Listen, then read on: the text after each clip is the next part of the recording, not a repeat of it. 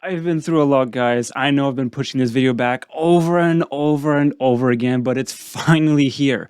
So since I've delayed this video this far back, I'm going to talk about not top 10 films of 2022, not 20, but 30 top films of 2022. I feel that if I just had a top 10, it wouldn't properly illustrate just how much of a big year this was for me in terms of cinema. So without further ado, I've wasted enough time. Let's dive into the list. I'm going to kick off the list at number 30 with not one, but two films. Of course, they have to be tied at the same spot because how can you have a conversation without mentioning the other one? I am talking about X and Pearl. Are they kitsch?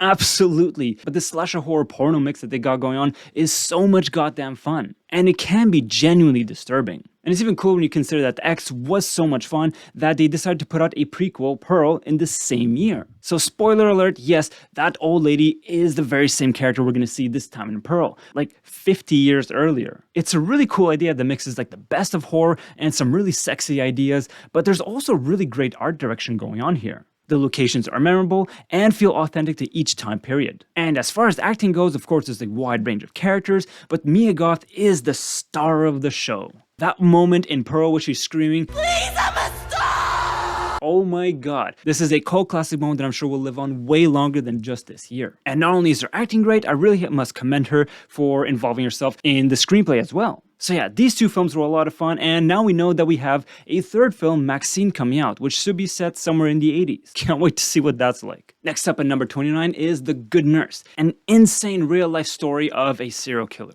This man may be responsible for killing somewhere around 400 people during his career as a hospital nurse. The film features great performance from both Jessica Chastain and Eddie Redmayne. Redmayne in particular has a rather harrowing role, especially this one scene near the end that was quite frankly hair-raising. Hey, enough of this shit! Enough of this shit, Charlie! I can't! But the most shocking revelation in this film is the hospital system that cared more about protecting its own reputation than protecting their very own patients from a serial killer on the loose that they were aware of. I am by no means excusing the murders of Charles Cullen, but when it comes to analyzing how it was that he was able to get away with murdering so many people over all those years, well, the blame lies solely on their shoulders. It is a shocking film. At number 28, we have yet another film based on real-life events. That would be She Said, a stirring investigative journalism story that exposed to the world the atrocities and sexual abuse of Harvey Weinstein. It is a supremely important story in journalism that must be immortalized for all time in film. And this task is made so much easier when you have such a talented cast led by the likes of Zoe Kazan and Carey Mulligan in particular, who I find has quite the fireball performance. They both lead the investigation in this film. Though I do wish they went further in some aspects of the film's aesthetic qualities, there's no denying that even as it is, the film is a powder keg of emotion and a righteous burning fury for justice. Moving on to number 27, we have one of the most exciting action films of the year. That will be Prey, the latest addition in the Predator franchise. This is without question the best Predator film, perhaps of the entire franchise, certainly since the original back in 1987 with Arnold Schwarzenegger. It is a sober and tense sci-fi thriller that features some truly creative combat and kills. And on top of that, it features quite the compelling female protagonist played by Amber Midthunder, who is Naru, a young Comanche warrior. I was excited about this film the second I learned that Dan Trachtenberg will be the writer and director of this film. For those unaware, this guy's previous film, which also happened to be his directorial debut, was 10 Cloverfield Lane, an excellent sci-fi thriller. So 2 absolute knockouts in a row, and I can't wait to see what he does next. Now, at number 26, we have a film that initially I wasn't too crazy about. It's not like I gave the film a terrible review. I was rating somewhere in 6.5 to 7 out of 10 territory, but honestly, as time went on, it truly grew in my mind. Of course, I'm talking about The Menu. I think the part that really stayed in my mind was the film's commentary about our relationship towards art, us the creators towards our creation and the people who consume it, and then us the consumers, our relationship towards the piece of art that we salivate over, and our respect and how we treat the people who created it. There's something truly fascinating buried within The Menu, just waiting for us to peel back the layers and to ponder it. And beyond that, it's impossible not to be stunned into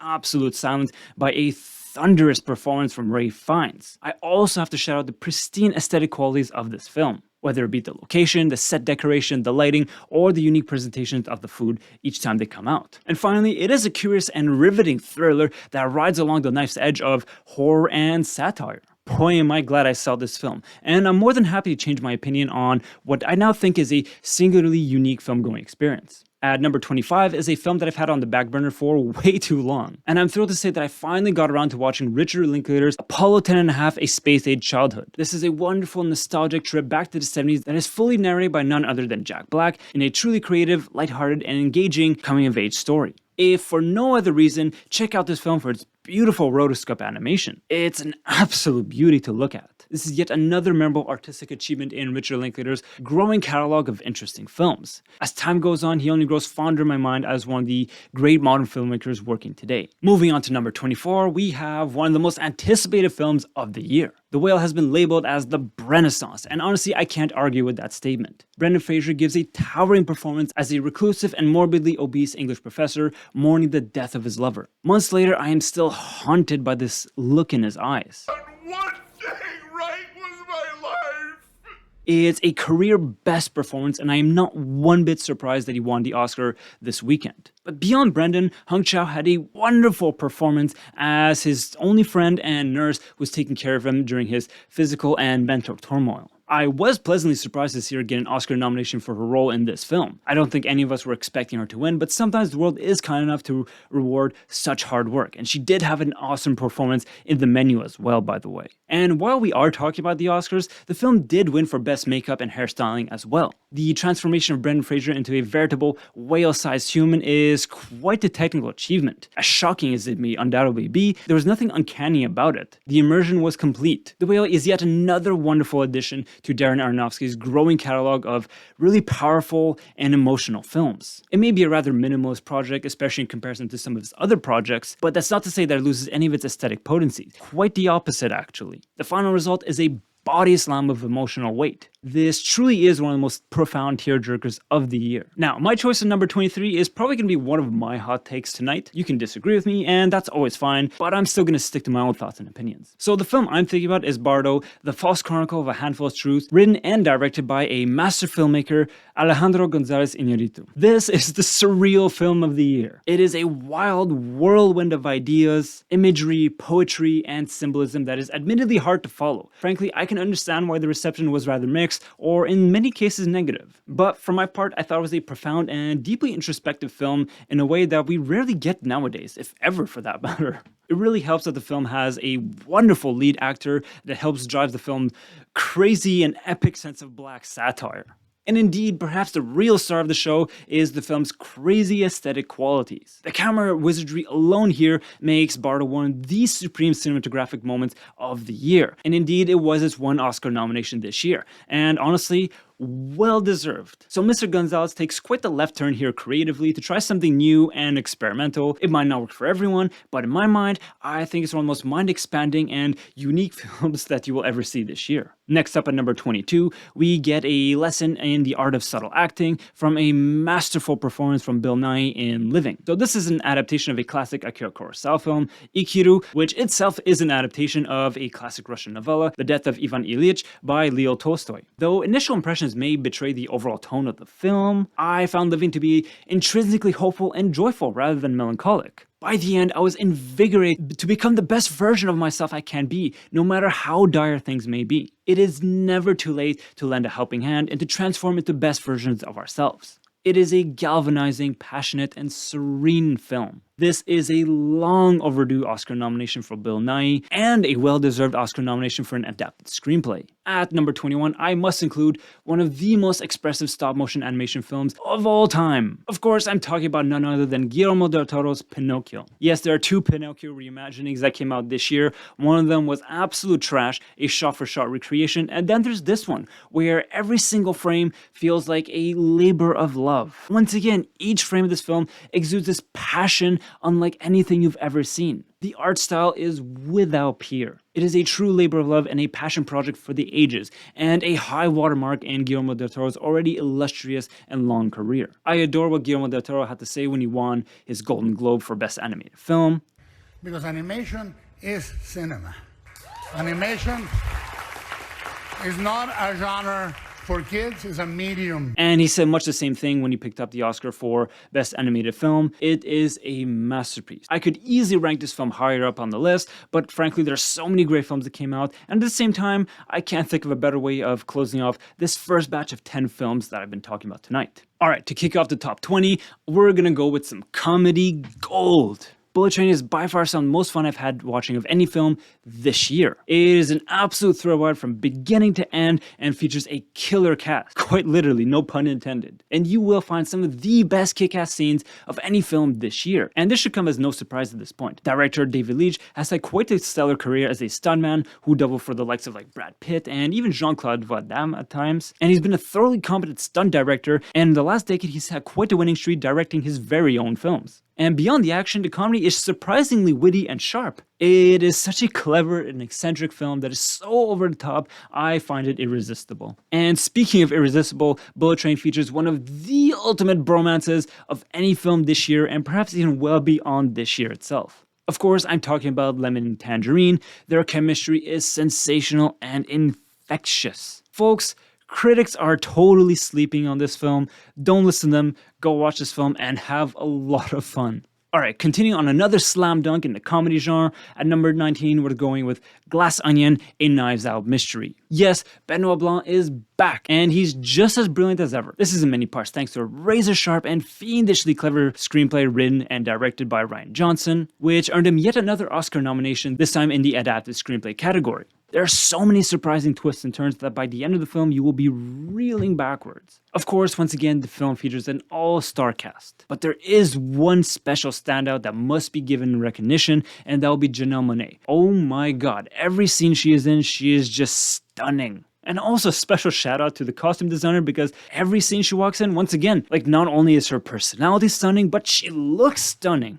To top it all off, this film is so goddamn funny and exciting. There's so many unnecessary but clever ideas that I just love. Additionally, there's some crazy attention detail put into some of the set decorations. I kid you not, there's some moments in the film that had my jaw drop to the floor in shock and awe. Yeah, Glass Onion was a real crowd pleaser and certainly one of the most fond memories I have of going to the cinemas in 2022. Everyone just had a blast watching this film. Alright, here we go. This is going to be a tough one. A lot of people are probably going to hate me for this one, but once again, I am going to stick to my guns, even though this is going to be the biggest hot take on the list. At number 18, we have Blonde, a somewhat biographical drama based on Marilyn Monroe's life. And it is a film that everyone universally hated. And frankly, I get it. This is not a fun movie to watch. I think there are many justifiable reasons why someone or everyone would hate this film, but I believe part of the root cause for that disappointment is the expectation going into this film. Here's a tip. Go into this film with nothing other than the expectation that this is a horror film. You will be shocked, disgusted, and disturbed by all the psychological abuse, physical abuse, sexual abuse, manipulation, you name it. Blood, sweat, tears, bruises, broken hearts, broken souls aplenty. It also doesn't help that this film is a whopping 2 hours and 40 minutes in length. It is an absolute horror show, and in my opinion, easily the most hair-raising and shocking film, not only of this year, but like of the last several years that I can think of in cinema. And I am truly including the panoply of horror films that have come out in the last decade. Now, that being said, there are some genuinely astounding muscular, technical, and artistic wizardry at play here that truly rivals with some of the very, very best of this year. The cinematography is to die for. The compositions, the colors, whoa. There is a dizzying array of color palettes, aspect ratios, black and white scenes. It's hard to follow and feels incredibly chaotic and inconsistent, which in a way gives it this kind of macro consistency and this utter disjointed feeling to the film. I don't know if that makes any sense, but in my mind it kinda does. Feel free to disagree as always. And as for the editing, there are some wildly creative ideas, transition tricks. It is a spectacular technical achievement. Furthermore, I was stunned by a truly glorious soundtrack from Nick Cave and Warren Ellis. Oh my god! The whole time I was watching the film, I was asking myself, who the fuck made the music for this film? It's incredible. What an interesting choice to have these guys of all people make the music for this film. Their 2021 album Carnage is one of my very favorite albums of that year. Moving on, of course, we have to talk about the performance. Ana de Armas is sensational in this film. It's the kind of performance that award shows were made for, and she earned a well-deserved Oscar nomination for Best Actress in a Leading Role. She loses herself completely in this role, to the point where you forget that you're watching the actress Ana de Armas, and you just completely suspend disbelief, and you see her transform into Marilyn Monroe. She is glowing in her radiant splendor and despondent in her genuine trauma that lives deep inside her soul. And a final shout out needs to be given to the costume design for this film, because in every single goddamn frame of this film, she looks spectacular. Before moving on, I want to reiterate that I 100% understand why someone or everyone would hate this film. It is a brutal film to process, but frankly one that I couldn't take my eyes off of for better or worse. Next up, at number 17, we have yet another grueling biopic film. I'm talking about Till, a true story adaptation of Mimi Till, a woman who became an activist after the lynching of her 14-year-old son Emmett Till back in August of 1955. This is a gut-wrenching film that reveals the brutality of racism in Mississippi back in that era. And as devastating as the film undoubtedly is, I found it to be yet another film this year that was galvanizing. It's the kind of film that makes you want to be a better person and to fight against this kind of injustice that just cannot go on. It is simply unacceptable to let such wanton hatred go unpunished. At the forefront of all this is an outstanding performance from Danielle Deadwyler. She navigates this nightmarish ordeal with incredible grace and power. In one specific scene, she is so overwhelmed with emotion, it's as if she's gone into a trance. Hair-raising stuff. She is simply luminous in this film, and it's a damn shame she didn't get an Oscar nomination for an actress in a leading role. Academy, you guys really dropped the ball on this one in particular. And before I forget, a special mention needs to be given to the wonderful costume designs. Lord, she looks divine in every god-blessed frame of this film. Though yes, I think the whole world recognized that Danielle Deadwyler gave a remarkable performance, I think there's one performance that has gone a bit under the radar. So I would like to celebrate a bit more loudly the performance of the actor who played young Emmett Till. Jalen Hall, I hope I'm pronouncing his name right, was radiant and managed to perfectly capture Emmett Till's beautiful, joyful soul that is untainted by nary a single drop of evil in this man's body. I'll be honest, I watch a lot of heartbreaking films, but rarely do I ever cry. The entire funeral process in this film absolutely obliterated me. It broke me down to tears. Go in with a fair bit of warning. It is not for the faint of heart. But on the same token, I do think it is important to expose yourself to these kind of things because it really did happen. So I watched this film back in early February. I really could not ask for a more appropriate film to watch during Black History Month. This is a film that needs to be watched and remembered for all time. Next, at number 16 is yet another biopic film, but this is a film that I totally underestimated. I am talking about Baz Luhrmann's Elvis biopic film. Lord almighty, this film is a massive whirlwind of creative power and explosive emotion. It is an all-round cinematic powerhouse on every technical and artistic front. It totally deserves all 8 of its Oscar nominations, even if it didn't win a single one of them. The music and sound are explosive, because of course they have to be in a film like this. The editing techniques are wild, chaotic, and supremely engaging. The production design, sets, and costumes are among the best you'll see in any film this year, which honestly should come as no surprise because once again, this is a Baz Luhrmann film. And the cinematography is vibrant and captures so many iconic moments, and honestly at times it feels kaleidoscopic almost. It is a relentless tour de force from beginning to end. But by far the most sensational aspect of this film is an absolute knockout performance from Austin Butler, who transforms into Elvis. This is easily one of the most explosive performances of the year, and in any other year he would take the Oscar award without any questions asked. I also find it interesting that the story is told from the perspective of Colonel Tom Parker, who is played by Tom Hanks. Now, I'm not familiar with all the historical accuracies, or rather inaccuracies, but take it with a small grain of salt, and there are quite a lot of interesting ideas and perspectives to be taken from this film. So Baz Luhrmann, if ever you're watching this film, I eat my hat for ever doubting the quality of your film. I will remember not to do so again.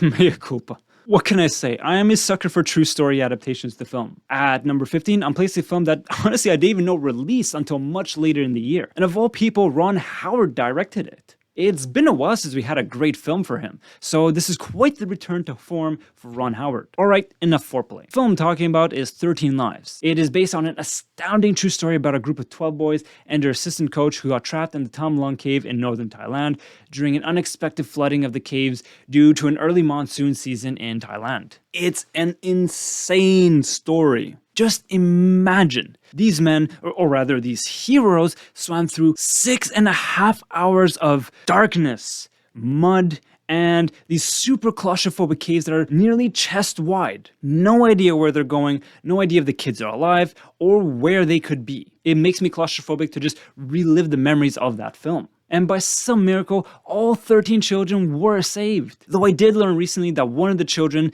did pass away like a few weeks ago in the UK. As far as I understand, it has nothing to do with what happened in the caves back then.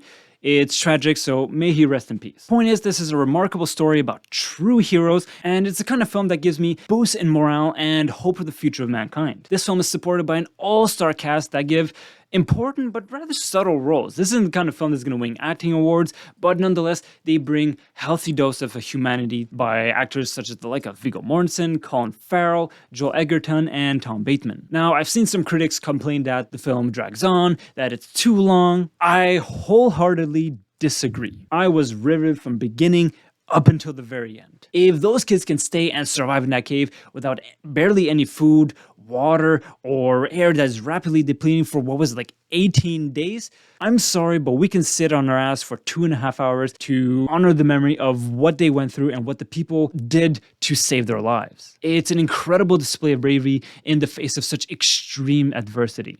Alright, we're heading past the halfway point now. Things are starting to get heated. But frankly, the films are already hot. They're just getting hotter now. And speaking of hot, at number 14, I have a film that I was criminally late to the party. Another film that I frankly underestimated. And it happens to be one of the biggest box office hits of the year. Of course, I am talking about Top Gun Maverick, a film that garnered somewhere close to $1.5 billion at the box office. Hot damn. I truly kick myself for not having seen this on the big screen in IMAX. I have to admit, the hype was real with this one. It is light years ahead of the previous film that came out sometime 35 years ago, to the point that it makes that one completely irrelevant. There's a surprisingly poignant screenplay that works here, and that is wonderfully supported by a solid supporting cast. I love the sense of camaraderie and teamwork in this film. It's an incredibly potent cinematic message of pushing yourself to the limit and in many ways way past it. It's invigorating to see our young pilots to be daunted by a seemingly impossible task put in front of them and to be mentored their way through it to not only succeed and survive, but to thrive in the challenge. Maverick is a visual feast for the eye, and the sound design is simply explosive. Once again, I can only imagine what it felt like to have that on the big screen, because even watching it in my home setup, it was phenomenal. I was on the edge of my seat from beginning to end. What an exhilarating film-going experience. And as weirded out as I am by Tom Cruise and his whole Scientology thing, in this film, he literally does some of the piloting himself. I have to respect that dedication. That's something that you rarely, if ever, see any film stars do. Finally, it was an incredibly touching moment to have Val Kilmer appear for one scene. I won't go into further detail, but my god, that was devastating and beautiful in a way. Top Gun Maverick is a shining example of what Hollywood can do when they really put their minds to it to create some of the best big budget films out there. It is a pristine technical achievement of the year, and it well deserves its 6 Oscar nominations, and one of them for which it won in Best Sound, which of course makes total sense. Once again, watching that at home, mind-blowing. In the IMAX, I can only imagine. I'm kicking myself for having missed out on that. Up next at number 13, we have yet another box office titan. That will be The Batman. What an incredible artistic achievement. The film oozes with gritty, noir, and gothic atmosphere. The set designs are phenomenal, and the film features some of my favorite cinematography of the year. There are so many freeze-frame shots of this film that just inspire me with creativity and bring me into a sense of awe. The film did earn a total of 3 Oscar nominations, but by some miracle, it did not get one for cinematography. Even Roger Deakins himself, the master cinematographer, was shouting out saying that this film should be among the 5 nominated. And clearly, I couldn't agree more. To be fair, it's hard to complain too much about the cinematography nominations because the contenders are quite stacked, Roger Deakins himself being among them. And additionally, it is especially hard to complain seeing that Greg Fraser, the cinematographer on this film, did just win his Oscar last year for his beyond exceptional work in Denis Villeneuve's Dune film. But beyond the visuals, which, let's face it, that alone is more than enough to land it on this list, the film features a bombastic soundtrack.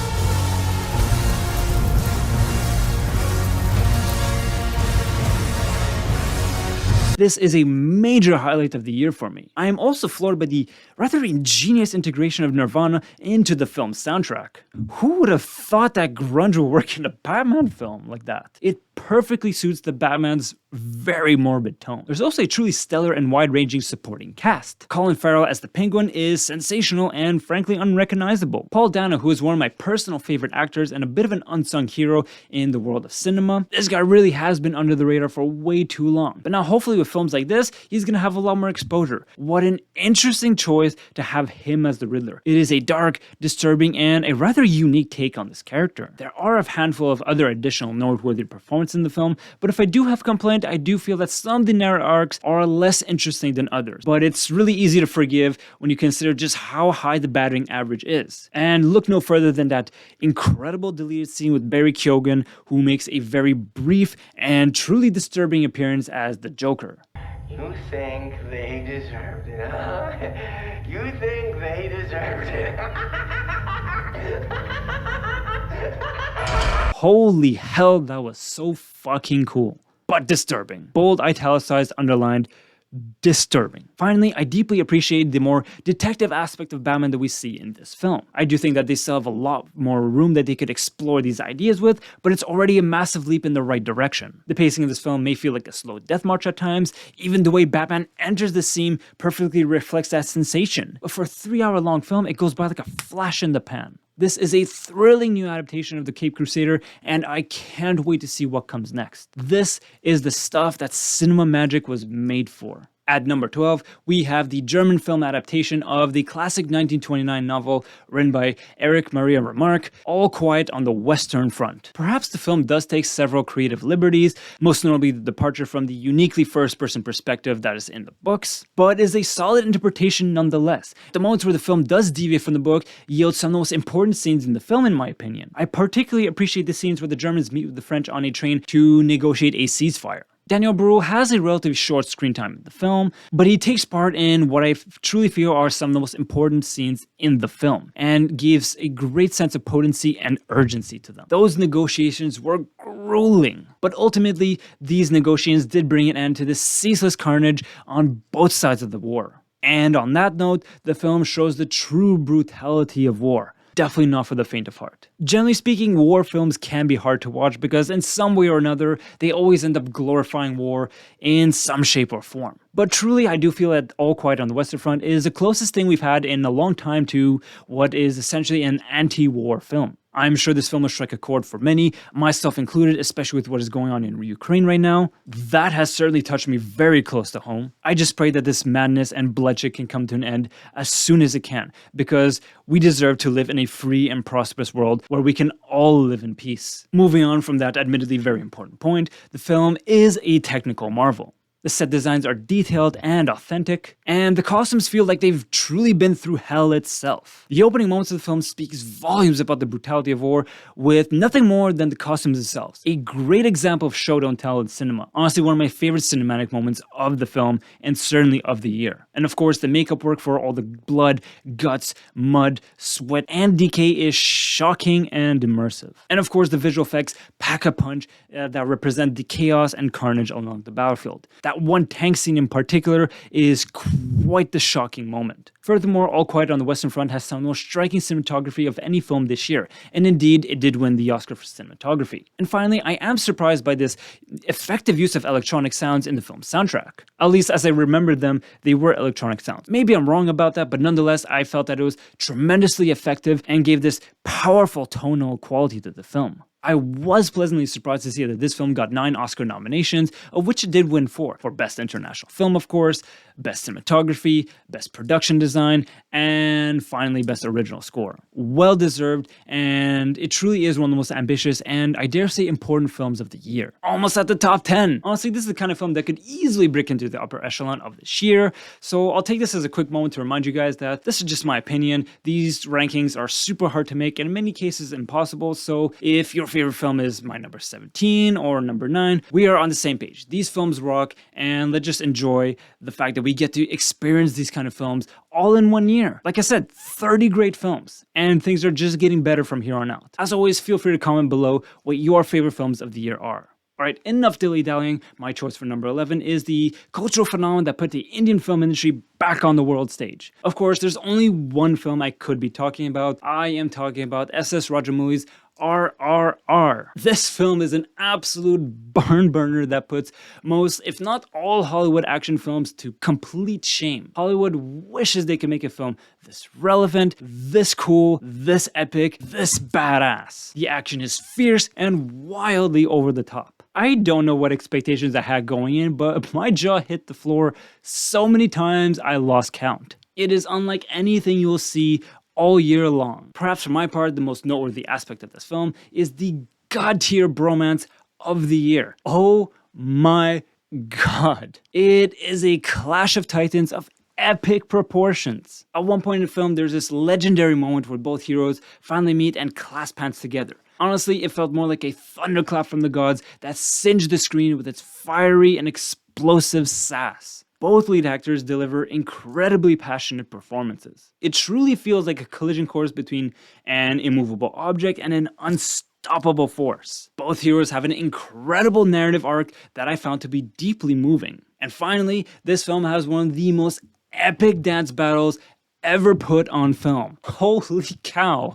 These guys have the most epic and flamboyant mojo and chemistry you'll ever see on screen this year or well beyond. Perhaps it is a bit too campy and over the top for my taste at times, but there's no denying that RRR is nothing if not sensational. This film is a revelation and also happens to be the most expensive film made to date in India. And once again, it did become quite a cultural phenomenon and made quite a noticeable impact on the world stage. Which is why it's so shocking to me that it only received one Oscar nomination for Best Song, which of course it would win. There is no song that comes close to the kind of power and bravura that song has. I am truly disappointed that this film didn't get more nominations. I thought it would be a no-brainer to see this film get showered with several Oscar nominations, even for Best Picture. Yeah, another great film that got snubbed by the Oscars this year, but you know what, too bad for them. The film will live on in our hearts regardless. We are finally at the top 10. These next films are all extraordinary, each in their own unique ways,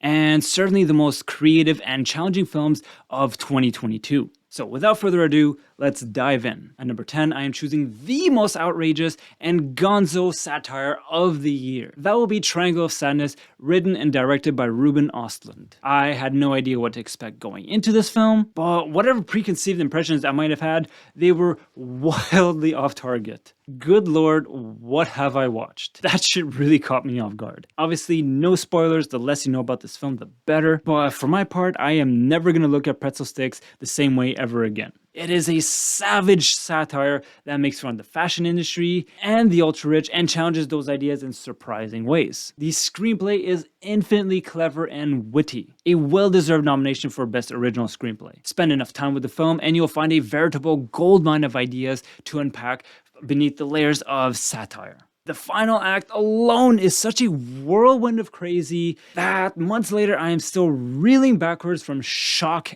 and awe. It is ironic in a way that the film was awarded a Palme d'Or at the Cannes Film Festival, and I'm sure a lot of those people went right back to their luxury yachts right after viewing this film. And while we're talking about awards, congratulations to the filmmaker for receiving 3 Oscar nominations, 3 top-tier Oscar nominations at that. Best Picture, Best Original Screenplay, and Best Directing. It is a crazy film that deserves the praise. I'm not surprised it didn't win any Oscars that night, but those 3 nominations alone puts it into a legendary status. Additionally, the entire cast of Triangle of Sadness is varied and potent. For me, there are 2 main highlights in the acting crew. The first would be Woody Harrelson, who is an alcoholic captain of a luxury yacht. Everything involving that character had me in stitches. But by far the biggest revelation is Dolly de Leon. No spoilers, Don't Google it, just watch the film. Oh my god. Finally, we should take a moment to mention that one of the main actors, Yaya, a young model and an influencer, played by Charlie Dean, passed away in August of 2022. It's truly shocking in any context really, but especially because she's basically my age.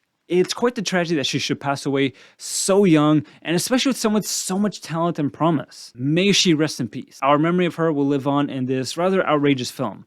I'm not sure that's the kind of thing you would want to have on your tombstone, because just see what she goes through in this film. Inappropriate jokes aside, truly rest in peace. It's quite the loss. At number 9, we have one of my most anticipated and cherished films of the year. That will be the latest film from writer-director Jordan Peele with his film Nope. Jordan Peele proves once again that he is not a one-trick pony. This is his 3rd slam dunk in a row. I've said this time and again, but let's repeat it one more time. I think Jordan Peele is one of the great new filmmakers and a true original writer. Love or hate his films, you can't deny that there's nothing like it out there. I love that he would rather pursue his own passion projects rather than take these big name films such as a live action adaptation of Akira, which he was offered by the way. I have no trouble believing that he would bring justice to that kind of film in his hands, but luckily we do get a clin d'oeil towards Akira later on in the film. Anyways, Nope has a thrillingly original design of what an alien life form could be. We've seen many interpretations in film and they always kind of revolve more or less the same way. There are some exceptions of course, but clearly there is nothing that comes remotely close to what we saw in Nope. It is unsettling and wildly creative. I don't know how these kind of people come up with these kind of wild imaginative ideas. It's pure genius. Additionally, Nope was such a tense and atmospheric film-going experience. I don't know if I would describe the film as scary, because it rides along a knife's edge between nail-biting thriller and satiric comedy. It is a delicate balancing act that Jordan Peele pulls off with seemingly natural ease. Furthermore, the nighttime cinematography is sensational. There's industry-best technical talent at work here. I truly believe that Nope is another one of those unsung heroes in the cinematography category during award seasons. And on that note, this is yet another film that hasn't gotten a single Oscar nomination this year. See if I care. This film is fire! On top of all these ideas of alien life, tense thriller, satire, there's some potent social commentaries that are expertly woven into the heart of the film. It is a mysterious and thought-provoking film in a way only a singularly gifted screenwriter like Jordan Peele could execute. This is without question one of the best films this year. Next up at number 8 is Steven Spielberg's passion project, The Fabelmans. This is as close as we're ever going to get to an autobiographical film on Steven Spielberg's life. The film tells a childhood story of how Steven Spielberg discovered his love for cinema. The opening scene of the film shows this incredible moment of a child's fear going to the cinema for the first time, of these giant people on screen. I mean, through the eyes of a kid, yeah, I don't blame you. You could get that interpretation. But to see that fear turn instantly into this sense of awe and wonder, it is magical to behold. This truly is one of those wholesome and inspiring films of the year, especially for me, someone who's a creatively minded person. It is a genuine joy to follow young Sammy Fabelman, to see him nurture his passion and to turn it into a lifelong career, rather than just some hobby that doesn't make any money. We all know today that Mr. Spielberg prints a lot of cash from his films, so clearly that worked out for him. And while we're speaking about the characters, The Fabelmans features an incredible cast. Without going too much in detail, I think the main standout has to be Michelle Williams, who gives a radiant and boisterous performance as the mother Mitzi Fabelman. She is luminous in her role, and it may be her most noteworthy and inspiring performance of her career. It is impossible not to fall in love with her. Her smile is just infectious and soul-devouring. And of course, a massive shout out needs to be given to Judd Hirsch, Sammy's granduncle, who appears for a single explosive tornado of a scene. Seriously, the guy comes in like a bat out of hell, and like a hurricane just breaks down all the barriers that Sammy put up in front of him to teach him some really potent lessons about life and about his craft and about his relationship to his family. This is a well-deserved Oscar nomination for an actor in a supporting role, and certainly the shortest performance of the year, and in quite a few years that I can think of. You won't see anyone complaining about the award nomination for this guy. He was amazing. And of course, we can't forget Gabrielle Labelle as young Sammy Fabelman. This young man is a star in the making. He shows remarkable grace and power as a young actor, and I really can't wait to see what he does next in his career. I mentioned that by now the ending has been spoiled, but in case it hasn't, I won't go into too much detail other than to say that I was in a state of euphoria. The execution could not have been better. Finally, this will be one of the last projects for esteemed film composer John Williams, who now at the age of 91 has had 53 Oscar nominations and 8 wins. This guy is a legend, and The Fabelmans is yet another high achievement for him in his career, which is no small task. He is retiring in style. I truly can't think of a better swan song to end his career on. Steven Spielberg has always been one of the most prolific and important filmmakers really of all time. He's made classics in every decade of film history he's ever worked in. And even with the incredible filmography that truly rivals with some of the greatest filmmakers of all time, I believe The Fabelman to be a major highlight in his career and a truly personal project that he can be proud of. This is no small feat for someone with such an illustrious career. And incidentally, the film did earn 7 Oscar nominations, and who cares if it didn't win a single one? To at his age with so many films output to still get this much recognition, there's a reason why he's recognized as one of the all-time greatest filmmakers. Moving on to number 7, we have one of the most sobering films of the year. That will be Women Talking, a film written and directed by Sarah Polley, a young Canadian filmmaker. Yeah, shout out to Canada for once. This is a film adaptation of a novel that is inspired by real-life events. Essentially, this book is an imagined response to events that took place in an isolated Mennonite community in Bolivia. Over 100 girls in that community woke up to realize that they had been raped in the night by men from the community who would spray animal anesthetics in their homes throughout the day. It is a shocking story to say the least. Women Talking is quite a minimalist film artistically speaking, but that is not to say that it loses any of its potency along the way. Much like The Whale, quite the contrary. This thing packs a punch. The cinematography is bleak and the colors are washed out, which perfectly emulates their rather gray and sober lifestyle. Though we never directly see any of the atrocities done by the men, they are quite heavily hinted at with some truly harrowing imagery. And speaking of the men, we never see them up close. They're always far away, lurking in the shadows, or obscured in some way, shape, or form. It creates this phantom-like quality about them. The film happens almost exclusively in one location, so it feels very much like a play in that regard. The costumes and set designs are perfectly immersive for the time period and location we're in. And finally, there's some fantastic use of eerie sounds to great dramatic effect. But really, the entire film's emotional weight relies on the foundation of an expertly written screenplay, heavy dialogue delivered by a rather large group of women. It's an impressive balancing act for a screenwriter to balance so many topics, so many different points of view, so many different characters all at the same time. And by some miracle, none of them feel underwritten or underutilized. They all have their moment in the sun, they all have their point of view, they all have meaningful arguments to bring to the table. Sarah Polley 100% deserves her Oscar for Best Adapted Screenplay. This truly was a tremendous and complicated task. The entire film is an incredibly nuanced discussion from beginning to end, and it is something that we rarely get to see nowadays explored in so much depth. Essentially, the women have a choice that they have to make in a very short amount of time. Number 1, do they stay in their community and do nothing? Number 2, do they stay and fight back the men who are abusing them? Or number 3, do they leave and make a better life for themselves elsewhere? Most of them agree rather quickly that, well, they're not going to do nothing, but when it comes to the other 2 choices, it's not quite so simple. There are pros and cons on both sides, and they are thoroughly, and I do mean thoroughly, explored. Things get quite heated in debate, nothing is quite so black and white. It is a phenomenal display of measured discussion and an expert demonstration of creative thinking from women. Of course, expect a powerhouse acting crew from all the women in the film. Ben Whishaw also deserves a special mention, as he is the only man who has any real screen time and the only one who truly participates in the debate with the women. In fact, his input was essential in many instances. Initially, he would be reticent to voice his opinion because he really wanted to give the women their own space, but I just love how the women would actually want to have his input, would actually invite him lovingly into their circle and to extract his much-needed opinions to fuel their debates. It is beautiful to behold and serves as yet another example that no, not everything is quite so black and white. This isn't just a Me Too film where, like, all men are bad and all women are good. No, it's not quite so simple, because all human beings have good and bad,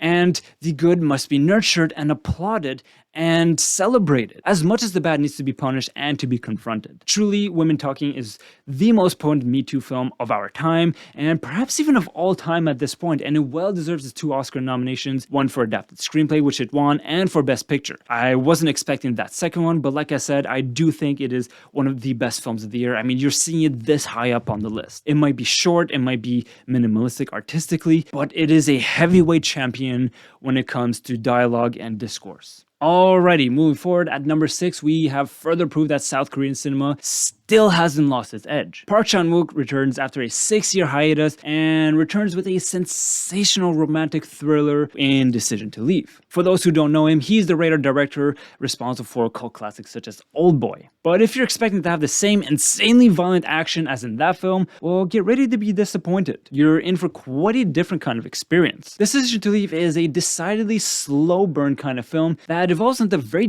different kind of film that betrays the initial impressions you might have going into this film. Essentially, the film starts with our protagonist, a detective, investigating a man's death in the mountains. This puts our detective in contact with the deceased man's wife, who may or may not have been involved with his death. In the process of the investigation, he becomes rather infatuated with this rather mysterious and attractive young woman. It's a complicated situation emotionally because number 1, well, obviously she's a potential suspect in a murder, and number 2, he's already married. I love how Decision Leave transitions from this slow burn murder mystery and transitions into this ravishing, soul-crushing romantic drama. It is one of the most profound depictions of forlorn romance I have seen in quite a while. And to support all that drama, the film is quite the artistic achievement. The color palette is beautiful and perfectly complements the subtly creative set decorations that hold quite a lot of narrative and emotional mise-en-scène details. Furthermore, the cinematography is to die for. Months later, I still vividly have all the emotions I had in cinema, paired with these incredible visual compositions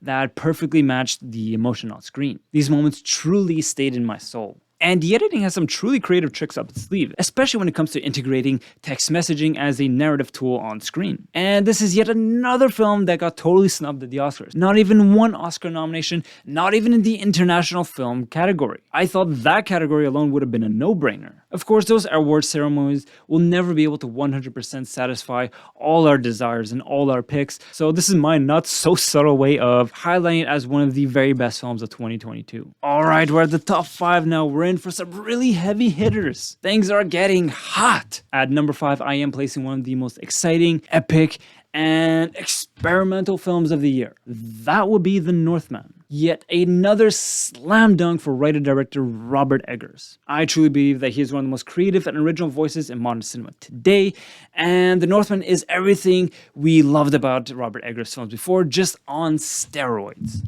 This is a fever dream of Nordic mythology. There is nothing like it. This film is filled to the brim with striking hallucinogenic imagery that makes the entire film feel mythical and arcane. Honestly, you get a natural high from just taking this cinematic trip. The set design, cinematography, lighting, visual effects, costumes, and makeup make for an incredible visual feast for the eyes. I also want to praise an incredible cast that perfectly supports the kind of experience this film is. We have our big name lead roles, of course, who do wonders with the material at hand, but I found the myriad of smaller roles to be some of the most sensational moments in the film, and they're given to some pretty big names too. For example, we have Ethan Hawke as King Arvandil, and William Dafoe makes yet another appearance in a Robert Eggers film, who was last time in The Lighthouse, but this time he has a much smaller role, but a powerful role nonetheless, as Heimir the Fool. But by far the biggest surprise has to go to our Icelandic singer-songwriter Björk, who makes an absolutely bone-chilling appearance as the Seer. This is equally the most epic and gory film-going experience of the year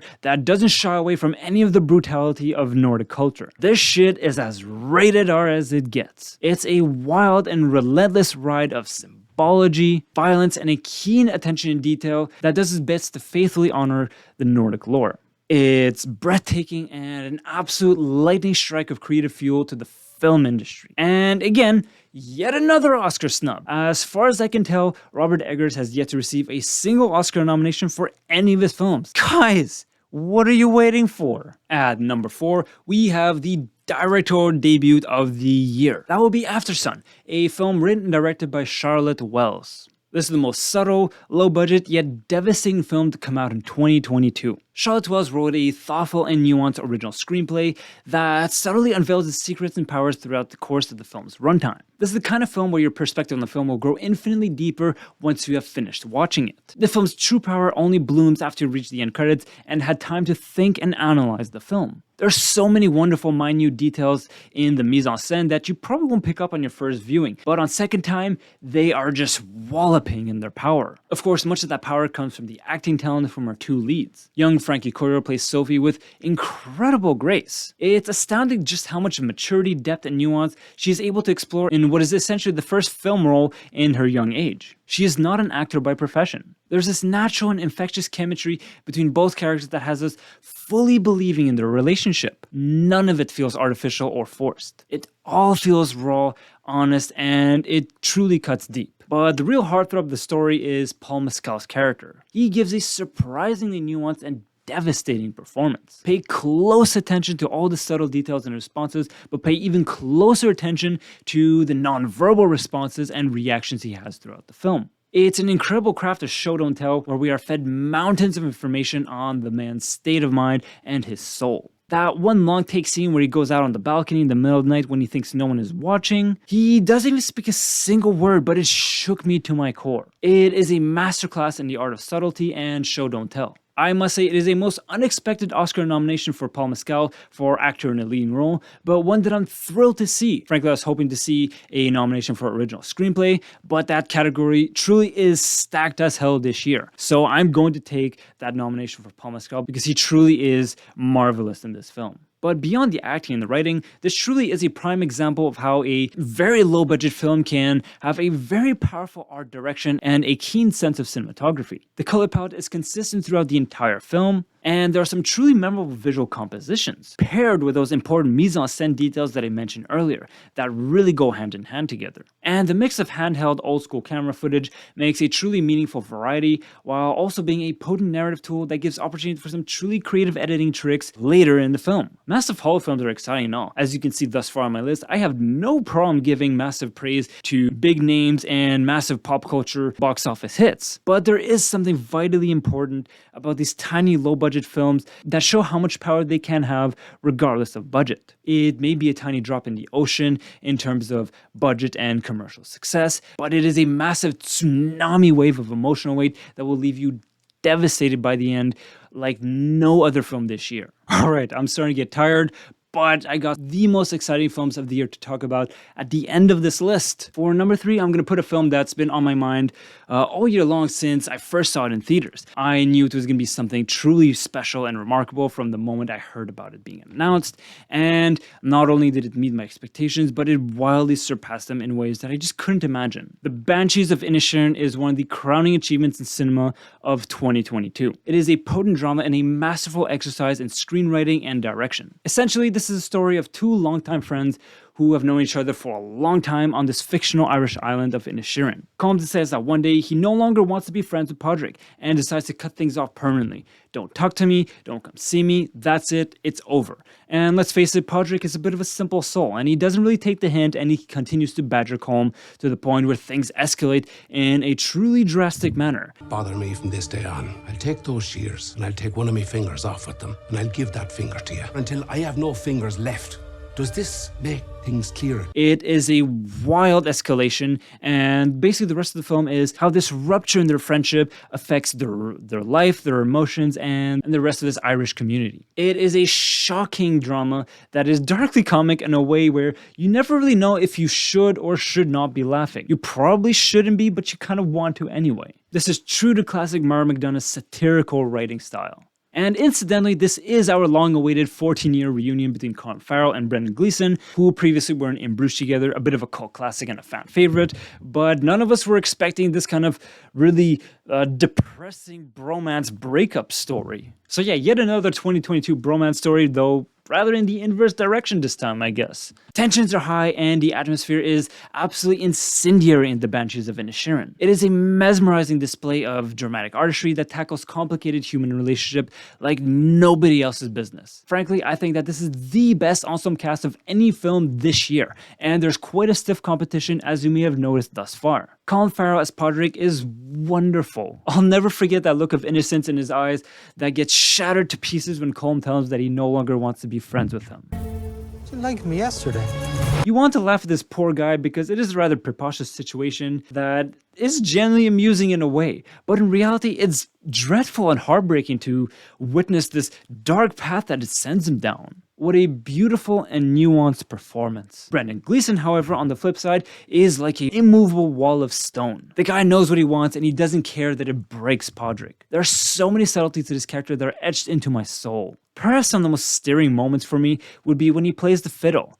These are beautiful yet harrowing moments in the film that truly reflect the state of his tortured soul. God knows what this guy is truly going through deep down inside of him. Furthermore, Kerry Condon, who plays Podrick's sister, Siobhan, is a veritable firebomb of emotion. This might be my favorite female performance of the year. She seems to be the only one with a backbone strong enough to go against Colm and the stupidity of the men on this lonely Irish island. Truly, this is one of those vibrant and poignant performances of the year, and I kind of do wish she took the Oscar for Best Actress in a Supporting Role. Though awards or not, she is absolutely unforgettable and a voice of reason on this island of madness. And finally, we have Barry Keoghan, a young actor who is amassing quite the winning streak in his career of late. Here he plays Dominic, who is kind of known as the village idiot. Sure, his manners are lacking and he is an odd and awkward sort of fellow, and clearly he has no social tact. Look no further than what is one of my favorite scenes in the film, where they're having dinner together and he asks Siobhan, And how is it, Siobhan, that you wasn't ever married? It's none of your feckin' business how I was never feckin' married. How isn't it? How isn't it? Was you never wild? Wild? Was I never wild? I don't know what you're talking about, Dominic. Wild how? Angry? 'Cause I'm getting angry now, I can tell. oh my god.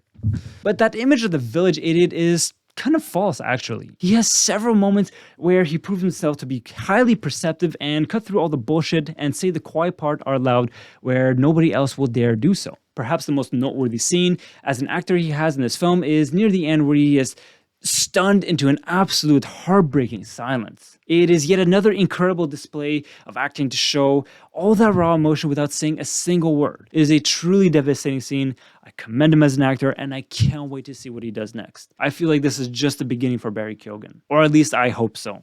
And of course, the environments in this film are breathtakingly gorgeous. This is probably my favorite location of any film this year. There's something about this fictional Irish island that captured my soul in a way no other film has done. The cinematography is to die for. I feel like I'm saying that a lot tonight, but these truly are exceptional films. There are incredible vistas. The frigid morning air feels like it passes right through the screen into the room, and add on top of that the crashing waves against the rocky cliffs that are beautiful to witness and add yet more frigid and humid atmosphere to me. There are also some terrific nighttime scenes with some very effective use of lighting that perfectly sets the tone for that scene's drama. So many aspects of the film's visual just had me fall in love at first sight. And the animals in this film are so cute! Jenny has captured the hearts of everyone who has seen this film. Also, this film has easily my favorite soundtrack of any film this year. This is easily Carter Burwell's most iconic soundtrack to date, and he's done a lot of great work thus far in his career. It perfectly captures the dark, haunting, and ethereal nature of this film. Even today, I still have the music that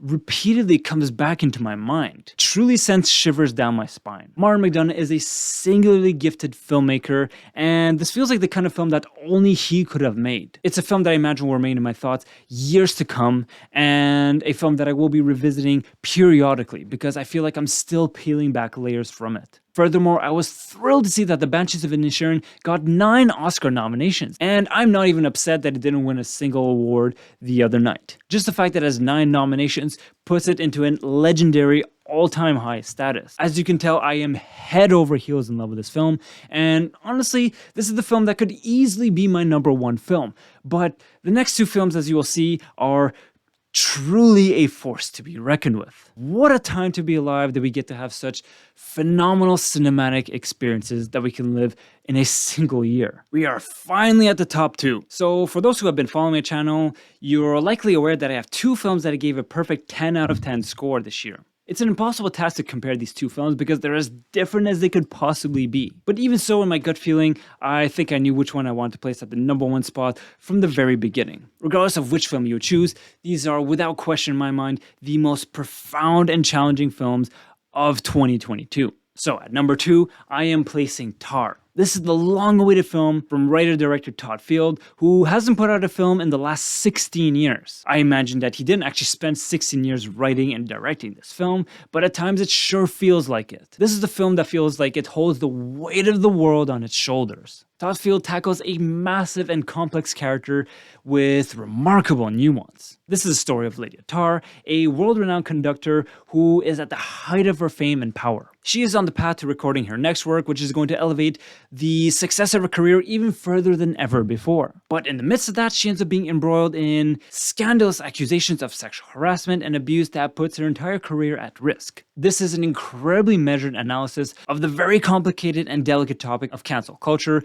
among other things. Todd Field has written one of the most piercing and thought-provoking scripts of any character study films I have ever seen. I think the most potent question that arises out of the film is, are we able to separate art from the artist? Can we still extract the power and the beauty from the artist's creation? Should we? Would we have any artists left if we cancel all those who had any questionable morals or beliefs? Are we not all flawed human beings? These are terribly complex questions to tackle, and there's a lot going on in this film beyond just that question. Tar has a monumental transition in style. It ranges from a fictionalized biopic-like drama and transitions to what feels like damn near psychological horror territory. It is riveting and shocking to behold. All that dramatic poetry in the script is magnified by a thunderous performance by Cate Blanchett. It may very well be her most powerful performance to date, which is no small feat if you've seen any of her films before. Like all great characters, Lydia Tarr is many-faceted. This is not a simple, one-dimensional character. She is powerful,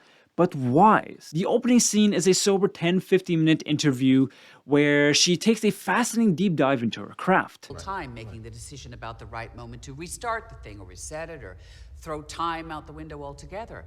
The reality is that right from the very beginning, I know precisely what time it is and the exact moment that you and I will arrive at our destination together. It's incredibly insightful of her core values and is a masterclass in how to give a mountain exposition dump to your viewers. As a first impression, Lydia Tarr exudes wisdom and a seemingly indestructible poise. But as we progress through the 2.5-hour film's journey, she evolves into a deeply flawed character that clearly has skeletons in her closet. But even with those obvious flaws, she makes some very potent and thought-provoking arguments. I think one of the most remarkable scenes in the entire film happens quite early on in this classroom scene at Juilliard where she is teaching her craft. And this also happens to be a massive 10-minute one-take scene. Now, someday, Max, when you go out into the world and you guest conduct for a major or minor orchestra, you may notice that the players have more than light bulbs and music on their stands.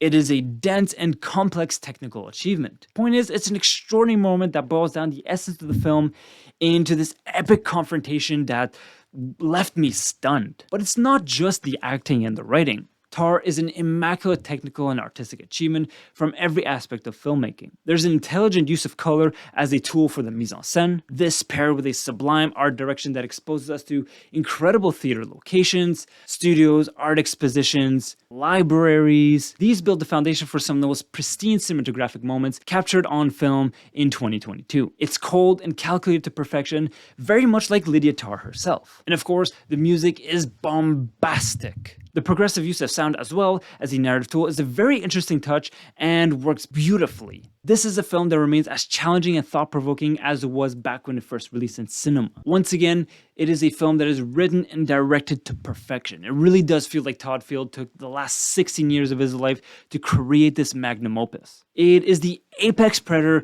of dramatic filmmaking in the year of 2022, and I imagine that it will remain a tour de force for years to come. Tara was nominated for 6 Academy Awards in all the major categories: Best Picture, Best Director, Best Original Screenplay, Best Actress in a Leading Role, Best Cinematography, and Best Editing. Much like Banshees previously on this list, I'm not too upset that it didn't win any Oscars because there are so many great films and there's still one last film left to talk about, and I'm guessing that by now all of you know which one I have on my mind. Finally, at number 1.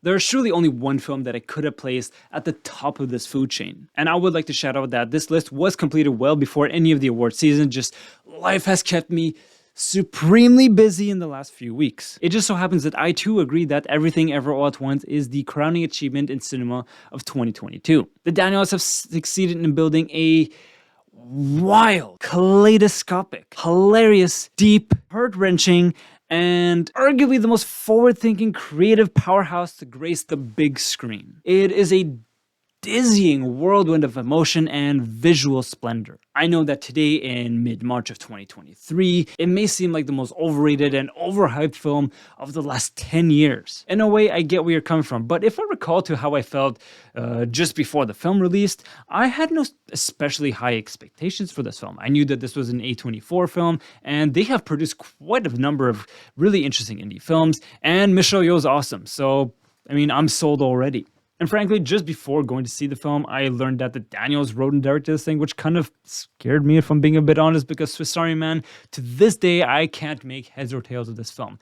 I can't tell if it's a work of genius or just like, what the fuck. But boy, am I glad I saw this film. Everything Ever All at Once is a film that is impregnated with love, has powerful family values, and has an incredible sense of self-growth and self-discovery to unlock your ultimate potential. It was a simply euphoric film-going experience for me. You can tell that every single person who worked on this film put every ounce of passion and love in their soul and just poured it into this film. Not only that, but it's one of the most exciting action films of the year. The martial arts scenes may be few and far between, but they are exceedingly well executed. They truly do harken back to the classic era of kung fu flicks, of which Michelle Yeoh is well versed in. And indeed, the Daniels, when they were initially writing the film, had Jackie Chan at the forefront of their thoughts when they were coming up with this film. And it's even more impressive when you consider that this is a very low-budget film, with nothing more than a team of 5 VFX artists that managed to create a spectacle that rivals the very best big-budget Hollywood films. It is a miraculous achievement in low-budget creativity. On top of that, the film is savagely funny. There are so many moments that have me laughing so hard, I could hardly breathe. At the core of everything is a stupendous cast. This really feels like a once-in-a-lifetime role for everyone. The entire Wang family is glorious, and their narrative arc is a wonder to behold. Stephanie Hsu is the young rising talent in the cast, whereas the others are kind of veterans in the film industry. And she plays Evelyn's daughter, Joy, in what can only be described as an eye-opening role. Unless you've been spoiled by now, you will not see this shit coming. It is an insane role for which she feels like she was born to play. Next up, Jamie Lee Curtis, an actress who we've known for decades now, has the most interesting, wacky, and beautiful role of her life. She plays Deidre, an IRS inspector, and has a shocking amount of depth that you won't see coming. And then there's Ke Huy Quan. We all remember him from Indiana Jones and Temple of Doom, and perhaps The Goonies as well, but he's been completely off the map for at least 20 years. It's kind of a heartbreaking story, really, and one where he almost completely gave up on his dreams of going back into the films. This is a legendary comeback story for him in what I consider to be the most touching performance of the year. I will forever cherish that one scene. Everyone knows which scene I'm talking about if you've seen the film. 如果有来生，我还是会选择和你一起报税，开始一天。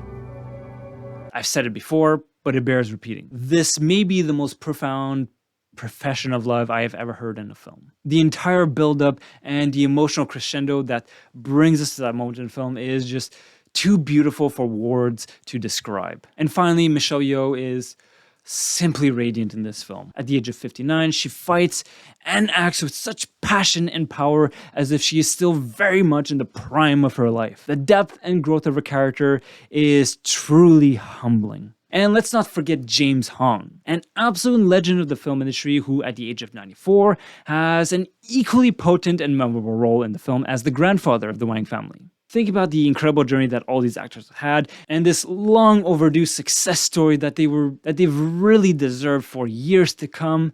I recall another outstanding quote from the film. Every rejection, every disappointment has led you here to this moment. It blows my mind that the Daniels were capable of crafting such a masterwork after what may be the weirdest film of my entire life with Swiss Army Man. With everything ever all at once, there was no hesitation.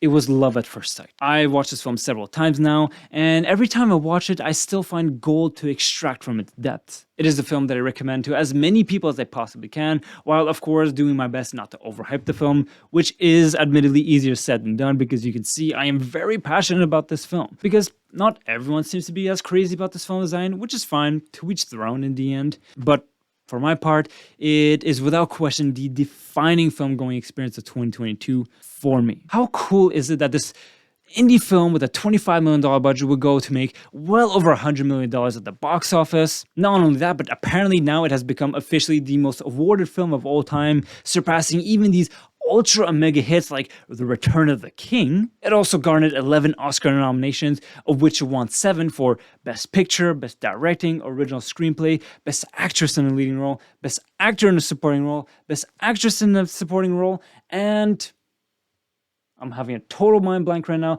Best Editing, if memory serves me well. Honestly, that moment when Everything Ever All at Once won the Oscar for Best Picture, and Harrison Ford was giving the Oscar, and Ke Huy Quan was there, and there was this magical full circle moment where they hugged it out that mirrors exactly what happened back in 1984 with both these actors in Temple of Doom. These kind of things only happen once in a lifetime. Sometimes dreams really do come true.